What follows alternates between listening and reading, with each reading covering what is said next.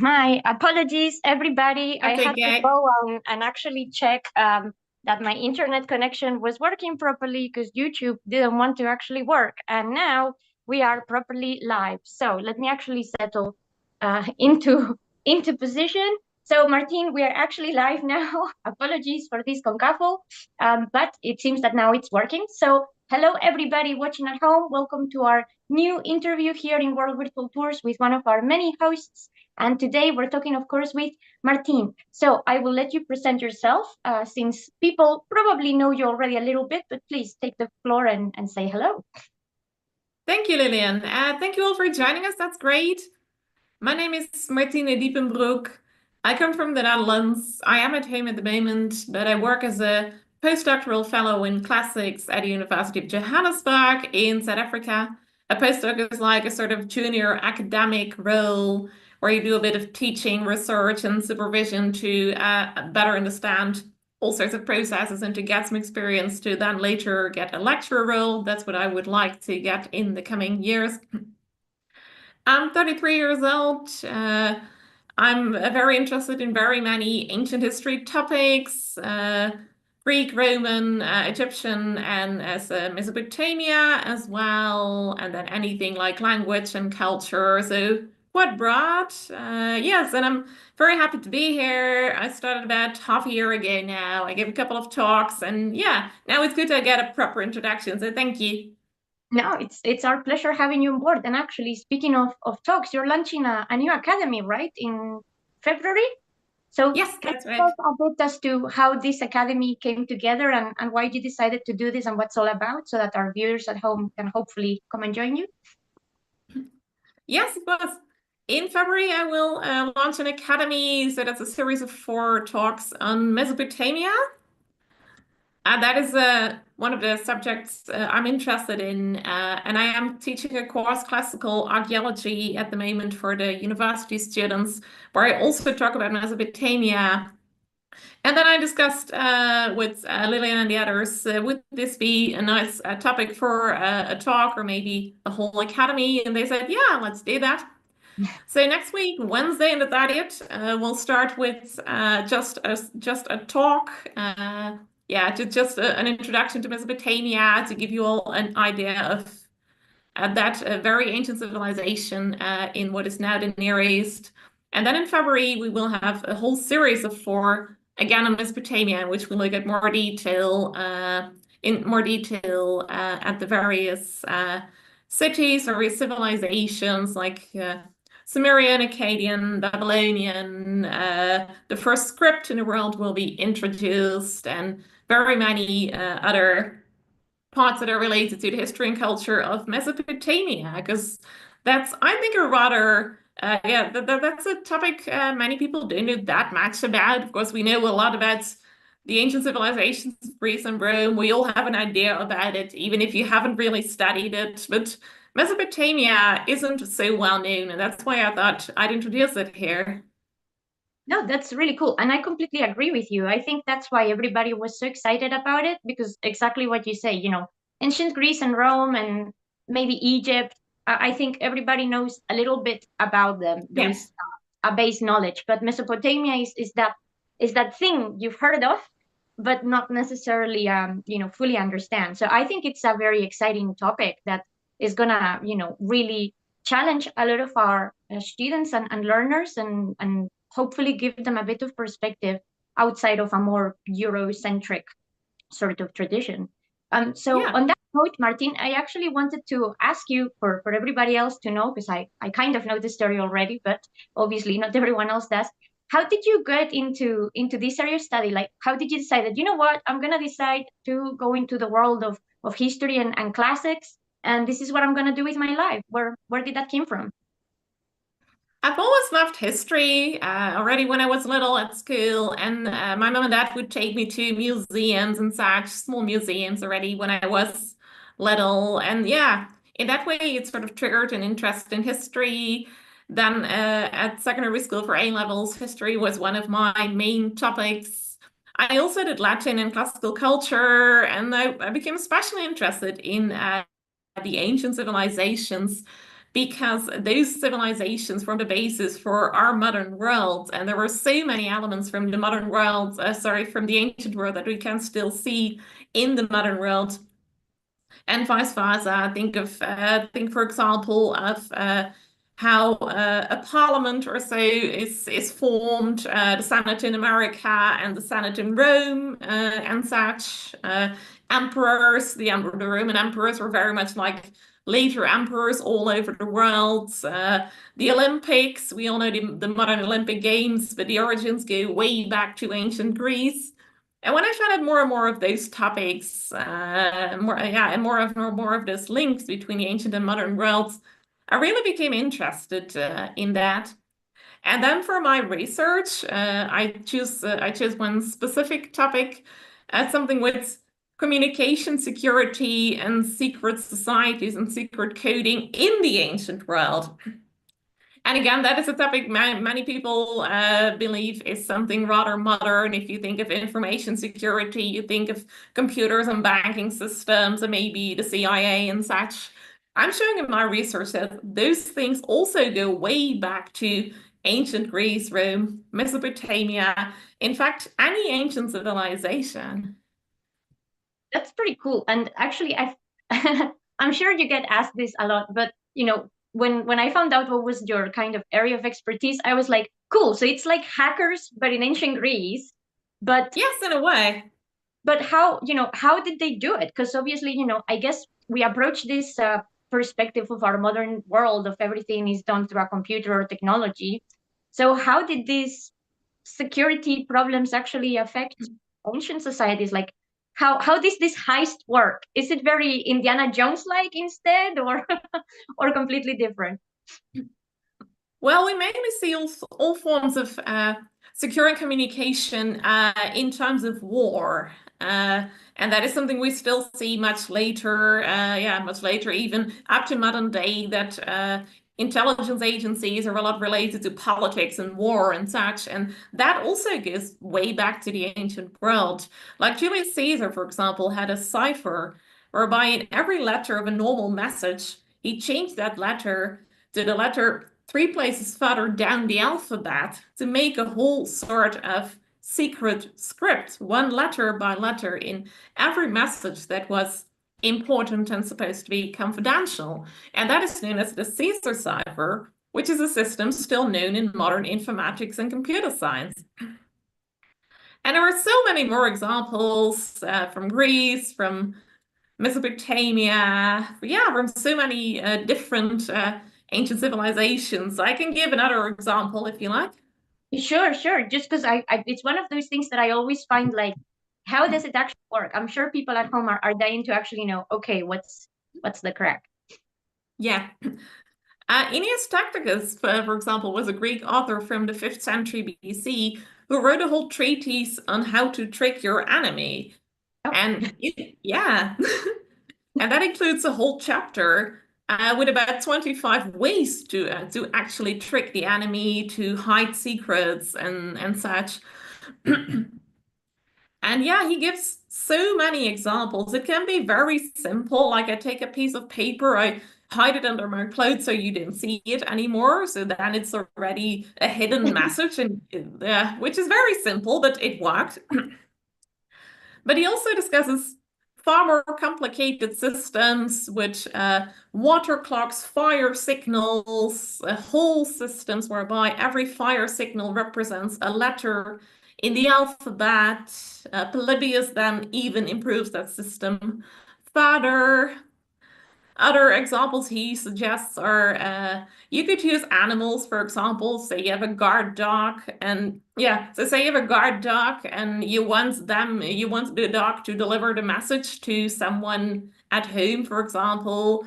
If you have to flee the city for whatever reason, you take the dog and then you take the written message with you. Like I had to leave the house because the enemy is coming, whatever. But someone else is left behind and you want to inform them. So then when you're far away in the woods outside of town, you will, sew the message, sort of pull it around the dog's collar and then let it loose, hoping it will run back home so that you can at least inform your family or your neighbors or such. And those are so many, I find, fascinating ways in which Enia says you can hide secrets from the enemy, but but at the same time fool the enemy because they have no idea what's going on. Yeah, for sure. I mean, it seems like common sense, and somehow I would have never thought that's, Yeah, how it was done. So yeah, it makes perfect sense. And it kind of makes you wonder, have we overcomplicated these things a bit much maybe. with Yeah. technology? But there you go. Well, that's really cool. So, guys, if you ever see your cat or your dog acting weirdly, then maybe they're sending Yeah. ancient hidden messages somehow. Yeah. Well, on that note, Martine, and because you kind of touched upon this a little bit, I obviously know that you spend a lot of time going back and forth between the Netherlands and South Africa. So can you tell us a bit more how does that work for you, and whether that is like a big cultural change or something? Because I mean, I think perhaps most people that are members of World Virtual Tours know a bit about the Netherlands. I don't know how much they would know about life in South Africa, or the cultural connections between the two countries. So can you tell us a bit more from your perspective? Yeah, of course. Uh, Growing up in the Netherlands, well, I know this is a rather well-organized, structured culture in very many ways. Facilities for anyone if you need help. There's things like pension funds. Yeah, there's easy access to a doctor and a dentist and such things for everyone basically, and that's quite normal. I did my PhD in Bristol in the UK, so then I left the country for a bit already, but that's still within Western Europe, basically. So it was quite similar that, yeah, the changes in culture. But South Africa, it's literally the other side of the world. It's an 11-hour flight straight from Amsterdam all the way to Johannesburg. Wow. And you can, yeah, and you can see quite a few differences in culture, yes, in very many ways. What you see in South Africa, there are still sort of remnants of the apartheid regime, is something you still see quite a lot. It ended when Mandela was freed from prison about 30 years ago, but since then, yeah, people still kept themselves to themselves in many ways. I'm British South African, I'm Afrikaner, so descendants of the Dutch, and then very many local tribes that have all come together in this vast country. What I see, what is a bit sad sometimes is that I feel people don't always want to integrate. But yes, but that is something I'm trying to hoping to change a bit. In my classes, I get students from very many different backgrounds, and I'm trying to involve all of them into the classes, see what do they know, what do they want to know, and how can I make sure that they're more like a group instead of just small individuals. And that seems to be going all right because they like my classes, and yeah, they're happy to be there all together and to learn about ancient history. No, it's it's one of those things that I think it can be quite shocking for a lot of people. I think most people, like you say, know what happened with Mandela and how it affected the country, and they just Yes, assume it's just stop.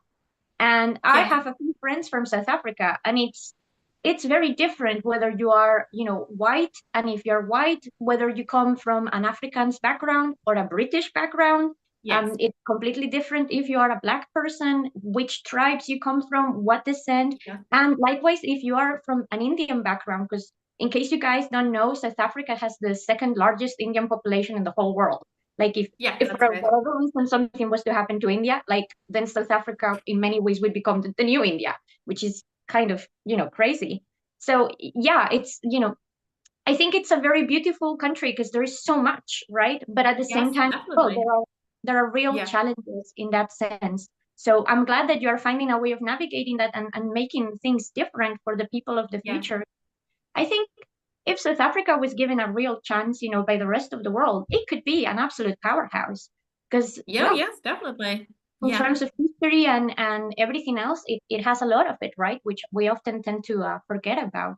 So actually, yeah. in that sense, I wanted to ask you, is there an aspect of South Africa as a country, culture, or history that when you moved there, you kind of felt enamored with, or the opposite, something that you were like, oh my God, this is definitely something that I could never like understand, or that, even as the years go by, still puzzles you? That is a good question. Yeah.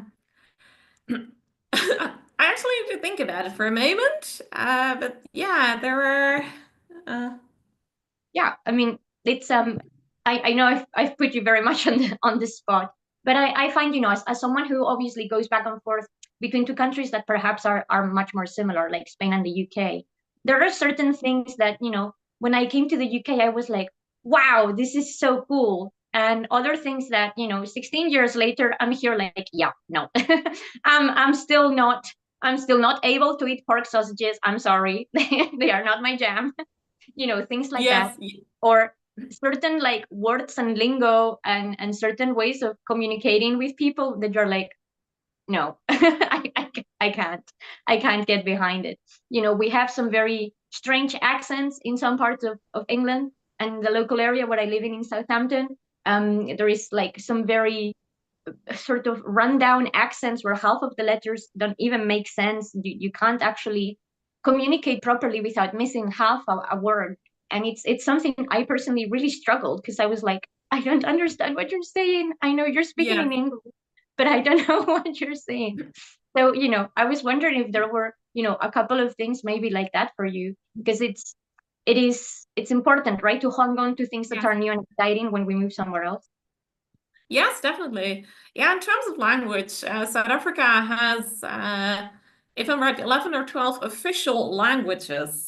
Well, And then, yes, everyone speaks English, but with very many different accents. There are very many different accents and dialects. And yeah, so 11 official languages, and then still very many local languages that go way back to the time when there was still more of a nation of local, more of a nation of very many local tribes, all again with their own language. And yeah, everyone speaks English, but it can be hard, like you say, in the UK, which is smaller than South Africa. There are already so many different accents, dialects, and such. I've heard, especially like in the UK, I've heard that especially Newcastle, for some reason, the Newcastle accent is so completely different from anything around that people outside Newcastle can't understand them, basically. And you also see that in South Africa. I get people in my class who come to the University of Johannesburg to study from all over the country. So they speak their own language. They speak English. For many of them, English is already the second language. And yeah, that can be a bit of a struggle sometimes to understand each other well. But if you take time and if you, yeah, try to understand each other and you're willing to understand each other, then we will get there. And that's my approach, basically. Yeah, and then in terms of language, there are some funny words in South African English that I first didn't really understand. oh, I was I was in a taxi and I heard in the sat nav, turn left at the robots. I had no idea. Like, what did I mean by robots? Robots in South Africa are traffic lights, apparently. Yes. And because traffic lights have three colors, green, red, yellow, and green. In the supermarket, they also sell robot peppers, bell pepper, which means peppers in the three colors. oh, And this and and and those are some of the very tiny details that I found quite curious in the beginning. And yeah, I still see, I'm still learning more of it sometimes. Every time I go back again for a couple of months, yeah, at some point I find out some of those tiny things that seem quite funny in a way to me. So yeah, there's very small differences in language and cultural ideas. Yeah, like robot peppers, for example. That was one I found very funny. Yeah, I bet you were considering, should I put this in a stew? Like, Yeah, you have mechanical parts. yes, exactly. That's really peculiar and definitely one I will not forget. Well, I actually have another question for you. We have about, I think, 6 minutes left according to the flashing lights coming on Zoom. But wanted to ask you, Martine, for people watching at home, what do you like doing with your free time? Like when you turn off the computer, when you're away from history and lecturing and everything else, when you have a day off and it's the day of Martina, what's life like? What do you do to switch off?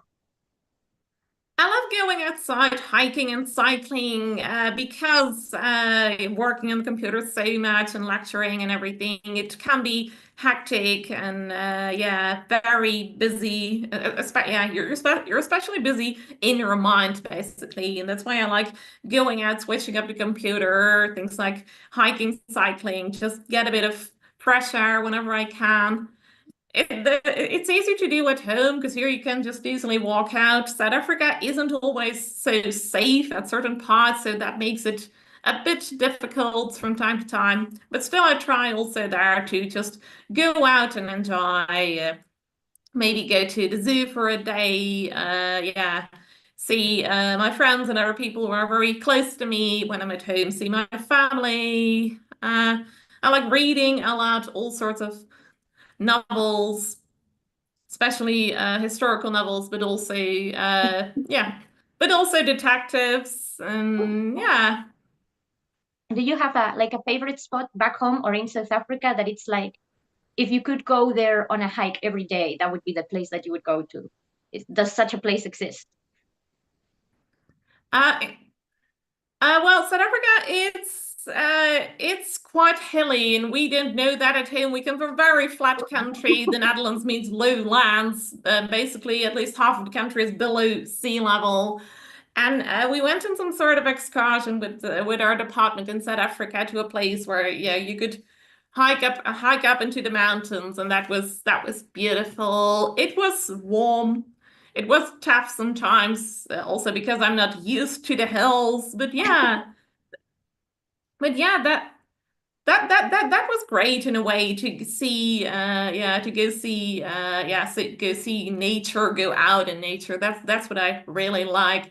I don't really have a specific spot that I really like, but I like going out into nature in general. The adventure is what matters, the Yes, discovery. That's fair enough. But yes, yeah, I mean, I was wondering this because yeah, South Africa, it's like here, the Netherlands is like right there. And I was wondering, is this a big shock for the system? Because I appreciate that it can be a big thing, particularly biking and cycling. Like it's not the same, obviously, all the way up the hill that in the perfect lanes in the Netherlands where everyone has their, lovely bike rail and everybody that's follows right. them, Yeah. which is, perfect that way. So I suspect that's a big, big different thing.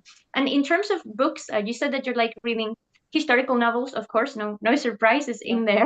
But what about the detective stories? Do you have like a favorite sort of genre or a storyline type of thing that you like more? Because I know a lot of people are a lot into like Scandinavian noir literature, but I don't know if maybe you are into other stuff, like maybe more classical Sherlock Holmes. I quite like sort of adventurous detective type stories in a way, like Dan Brown, and it was actually reading Dan Brown's novels that first made me think about this ancient communication thing that I did do for my research. Because in the Da Vinci Code, the author is mentioning a few things like Caesar's cipher and another method that the Spartans used back in the days to trick their enemies in war, in times of war. At first, I thought it was something the author had made up for the story, but I got curious and I started Googling it. And then I found out that it was actually part of real secret communication back in the days, and that was an entire unexplored field. So that's how it started. Wow, who was gonna guess that Dan Brown had a useful contribution Yeah, to the world of history? Because I know so many people who have read his books and they are all about the conspiracy theories, right? Yeah. But look at you actually finding useful stuff in there and making it through. That's cool. That's awesome. Are you reading anything at the moment? Anything that is not for work, so to speak? Yes, I'm reading a more like archaeology related thriller. It's a Dutch book. It's a Dutch book. I got it from my parents as a birthday present a couple of months ago. It's about excavations in Leiden in the Netherlands, where the archaeologists are working on working near an estate just outside of what is now the modern city of Leiden, and there they find cellars with Etruscan tombs from the 3rd century Oh, BC. And then the novel goes on with very many people trying to figure out how did those urns, tombs from the 3rd century BC, Etruscan tombs, how did they end up in the Netherlands in a cellar of an estate? Some people say, was it taken by the Germans in the war? Others say it must have been some sort of family feud. I'm not sure how it's going to end yet because I'm about halfway, but it's an interesting one. that sounds really cool. It's almost like like a puzzle history Yes, adventure game in a way. That's really cool. What is it yes. called? Just out of curiosity, even if the name is in Dutch. It's called sloopwaar in Dutch. It means something like stolen goods. That fits the brief Yes, very well in that sense. yes. That's awesome. That's cool. Well, we have about 5 minutes left, and there was one thing I wanted to ask you, which is a bit of a weird question, but I find this quite a fun one to ask. Do you ever wonder what you may have become if you were not doing the whole history gig, like alternative career or like a secret life in another world? I would have been this or that. Has that ever crossed your mind? Yes, in a number of ways. When I was in primary school, for a while, I decided I wanted to be a vet. Well, fair So, enough. yes.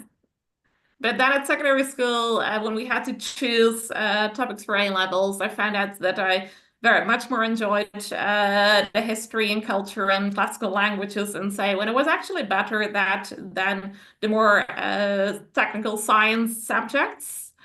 So yes, and then I found this study, Oudheidskunde, Ancient Studies, at the Free University in Amsterdam, and that's how I started. And what you say about another time, another life in a completely different world, that's also Mhm. something I think about. What if I would be in ancient Rome? Ooh.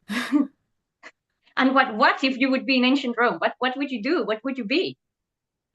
I think it really depends on what sort of, place in society you would have. What I like about the Roman world, at least, is that women could have quite a bit of power on their own, beside next to their husband, next to their families.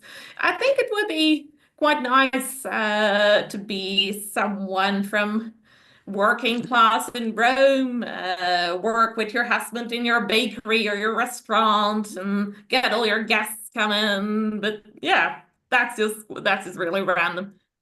So what I'm imagining now in my head is just you running like a Roman bakery and every so often having like a massive banquet and having like your own garum special recipe or Yeah, something. That's really cool. I think that would be quite an interesting life. I suspect you would get to see some very peculiar things every yes. every other day, Oh particularly yes, depending on the Roman town, right, that you may be in. But that sounds like a very different life for sure in that regard. yeah. So who knows? Maybe you're out there in a parallel universe making some Who nice Roman knows? flowers right now. Yes. That's awesome. Well, we have just a couple of minutes more to wrap this up, Martine. So I guess the last thing I wanted to sort of just ask you is, I'm sure most people know about this back home, but the humanities are currently in like a very tough space. I know there is lots of things that are closing down. In fact, this morning I just signed a petition to attempt to stop the University of Leicester here in the UK, which has a very good humanities department from closing down, in this case, their Eastern Studies sort of education. So do you have like a message for people out there interested in the humanities, just to kind of, give them hope and keep them going? Because I think, particularly given your background and having moved between not just countries, but completely different cultures, maybe you have a couple of nuggets of wisdom to share. Yeah, of course. Humanities, I would say, is a very important part of all the sciences. It's not just the hard sciences. Usually you see that hard science gets so much money and humanities is sort of left behind. But humanities is so important in so many ways because history teaches us what our life was like in the past, and if we understand our past better, then I think we can have a better idea of the present and maybe sort of predict the future by at least having a better idea of what society is like. Subjects like psychology, sociology, classical culture, it all it's all very important to get a better understanding of how society as a whole works. We need the sciences, of course, medicine, technical topics, and so are all very important for very many reasons. But we also need humanities, definitely, because the humanities subjects teach us what our society as a whole looks like. And that's why I believe we shouldn't, we should also invest in humanities. It's sad to hear that Leicester wants to close one of the departments. I did half of my master's at Leicester, actually, so I knew a bit about the university. It is a very good one. The programs are good, and all the lecturers back then already were so passionate about what they wanted to share with the students. And I believe I'm a bit like that now too. I'm passionate about sharing my knowledge of history with the next generation of students, hoping that they will become and remain interested in their topics. And that's why I share all sorts of things like, can you see links between the ancient world and the modern worlds? Asking my students who come from very many different backgrounds within South Africa, mainly, asking how they see their lives, how they see their future, and if they see a place for topics like history in the program as well. So yes, to end on a positive note, humanities are definitely important. We should invest in humanities subjects, and yeah, because humanities as a whole, any subject within humanities, I believe teaches us more about our society as a whole, culture, languages, the history, psychology, how do we work together as a society? And we really need that. We really need that, I would say, nowadays, in times when there is so much turmoil going on.